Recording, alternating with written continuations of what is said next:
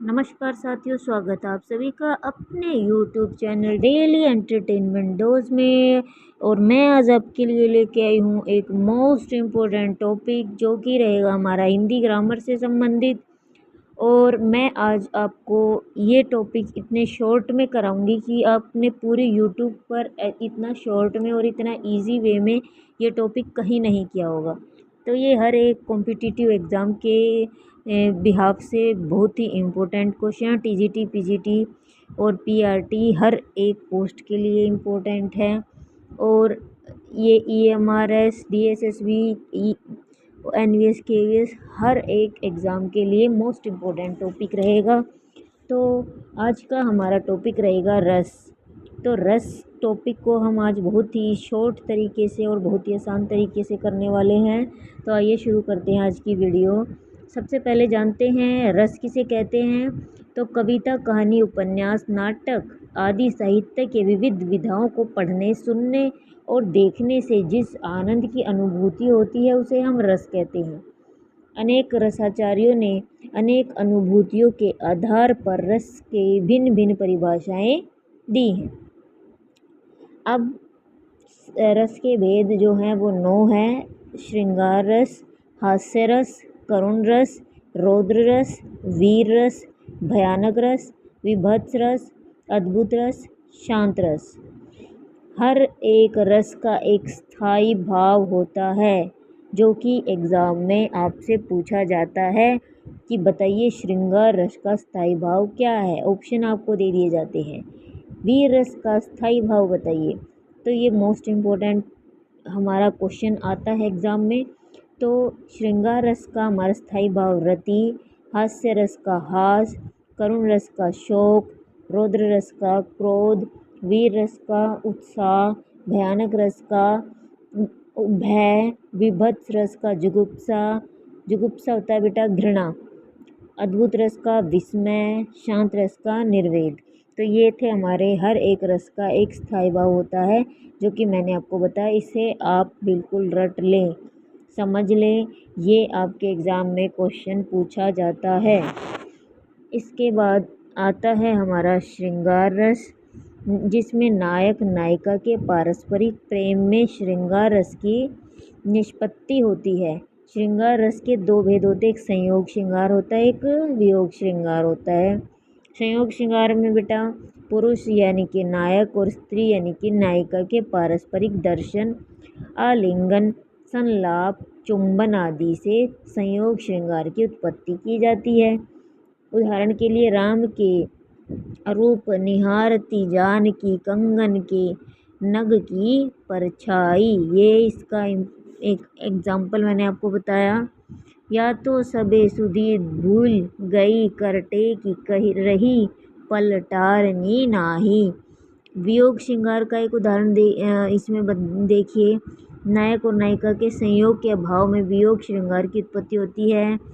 उदाहरण के लिए श्याम सूरती करी राधिका तकती तरनिजा तीर असुवन करती तरोंस को खिन खोरो नीर।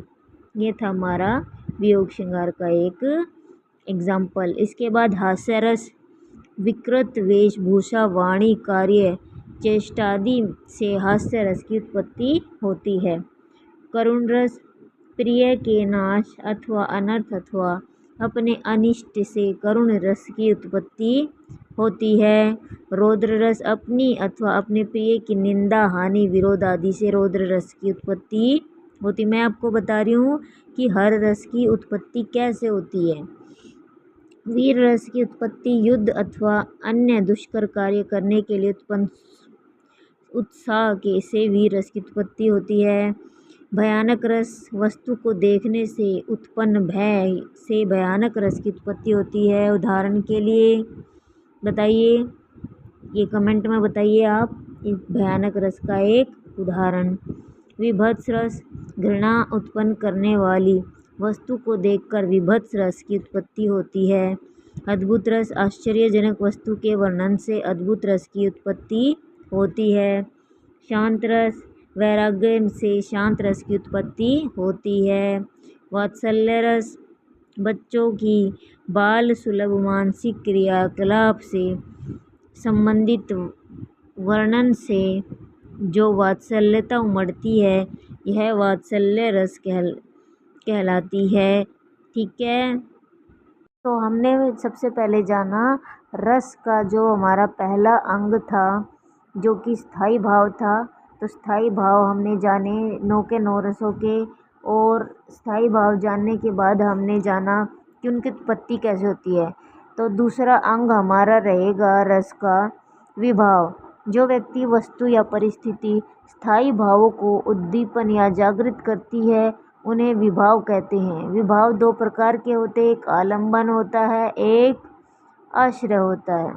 तो जिस व्यक्ति के मन में भाव उत्पन्न होते हैं उसे आश्रय कहते हैं, और जिस वस्तु या व्यक्ति के लिए आश्रय के मन में भाव उत्पन्न होते हैं उसे आलंबन या विषय कहते हैं। इसके बाद है उद्दीपन विभाव।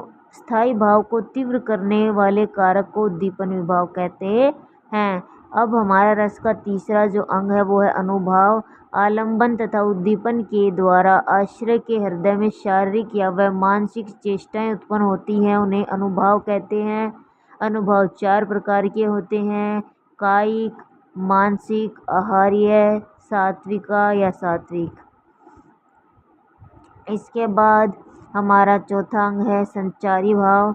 आश्रय के चित्त में उत्पन्न होने वाले अकाल्पनिक मनोविकारों को संचारी भाव कहते हैं। इनकी संख्या है 33। एग्जाम्पल के लिए समझ लीजिए, हर्ष, विषाद, त्रास, लज्जा, ग्लानि, चिंता, शंका। ऐसे ही अब हमने जाना श्रृंगार के बारे में। श्रृंगार कैसे उत्पन्न होते हैं, रस जो है वो हमने जाना। रस के बारे में, रस कैसे उत्पन्न होते हैं, और रसों के जो 4 अंग हैं। अगर आपको वीडियो पसंद आई है तो वीडियो को लाइक, शेयर एंड कमेंट करना ना भूलें। चैनल को सब्सक्राइब ज़रूर करें और ऐसी ही वीडियो के लिए हमारे चैनल पर बने रहें। धन्यवाद।